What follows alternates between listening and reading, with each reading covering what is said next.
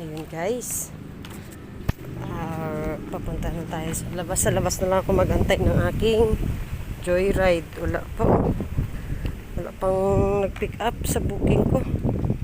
May booking daw kasi ako ngayon. Char. Punta tayo sa magsisimba tayo ngayon. Sama ko kayo. Ayan.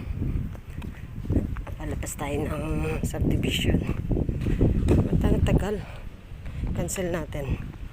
Book tayo ulit. Book natin ulit. Time to book your joyride ko na. Tagal eh. Wala pa din ah. Oh, diba? Itim ko na. Kala pa more. Search pick up location. Use location current. Yun. Drop off.